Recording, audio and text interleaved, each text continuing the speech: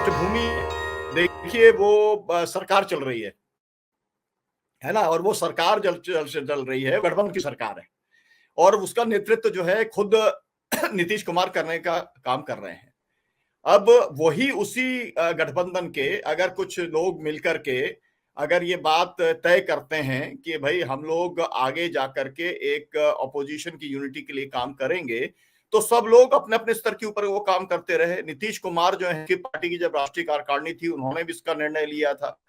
Congress party का जब registration था, भी इसका निर्णय लेने का काम किया। की शुरुआत जो है नीतीश जी को बहुत पहले कर चुके, वो उस समय मिल चुके हैं। उसके बाद में ममता बनर्जी भी बाद में आपने देखा कि केसीआर भी है और मैं हर समय आपके चैनल के ऊपर हूं कि इस सबको एक ही के पर देखा जाना चाहिए। बहुत सारे साथी जो है वो उसको अलग देखते हैं। रीजनल पार्टीज का एक कॉम्बिनेशन बन रहा है, वो कहीं कांग्रेस के खिलाफ बन रहा है। मेरा कहना शुरू से ये रहा है कि जिस तरीके से एक यूपीए का एक्सपेरिमेंट था, उसी तरीके से एक ब्रॉडेस्ट पॉसिबल नॉन बीजेपी की यूनिटी, वो जो है जिसे कहते हैं दीवार पर लिखी हुई इबादत है, और उसी इबादत को और कॉन्क्रेटाइज करने का काम किया। और मुझे लगा, मैंने जो प्रेस कॉन्फ्रेंस देखी वो बहुत ही बैलेंस्ड थी। किसी ने उसके अंदर ये नेतृत्व करने का दावा नहीं किया है, और इसलिए मेरा कहना यह है कि किसी भी चैनल को दावा नहीं करना चाहिए कि कौन नेतृत्व करेगा नहीं करेगा, लेकिन सब लोगों की मंशा ये है कि हमको इस राज से मुक्ति दिलाने का काम करना है,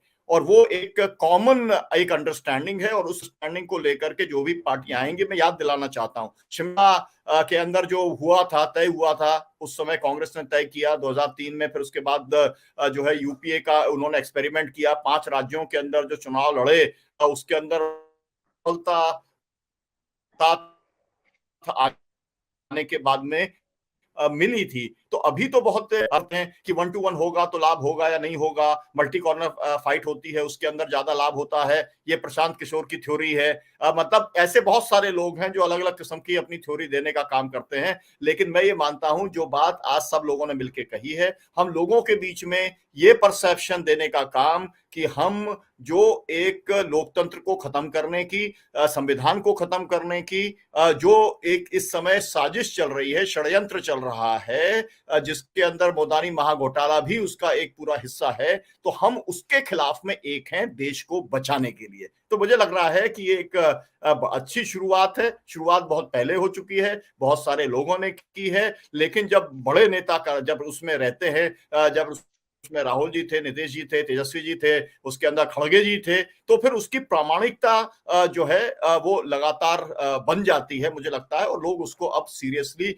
लेंगे। और उन्होंने ये नहीं कहा कि आज फाइनल हो गया, उन्होंने कहा हम लगातार बैठेंगे। और ये वाली बात देखिए नीतीश जी के बारे में बराबर कहना चाहिए कि वो कोई जल्दबाजी के अंदर बात नहीं करते हैं। आपको याद होगा केसीआर उनके यहाँ पर गए थे और वो बहुत जल्दबाजी में थे, और ये बात उन्होंने जो है कही दी थी कि अरे भाई इतनी जल्दबाजी नहीं, होने दीजिए, चलेगा धीरे धीरे। तो एक सीजन लीडर का जो काम होता है कि भाई हम लोग ने एक दिशा तय कर ली और उसके अंदर जितने ज्यादा लोग जुड़ते चले जाएंगे। अब उनसे संख्या पूछी गई, उन्होंने कहा संख्या आप देखेंगे तो आश्चर्यचकित रह जाएंगे। और ये बात का हम जरूर दावा कर सकते हैं कि आज तक का सबसे बड़ा अपोजिशन का अलायंस बनने जा रहा है। ये मैं व्यक्तिगत जानकारी के आधार पर भी कह सकता हूं, और इस समय जो देश की जरूरत है उसके आधार पर भी कह सकता हूं, और इस समय जो पॉलिटिकल पार्टी के अंदर ओपननेस आई है, फ्लेक्सिबिलिटी आई है, और एक दूसरे को जानने समझने की जो इच्छा पैदा हुई है, उसके आधार पर भी मैं कह सकता हूं। जी अमरीश जी।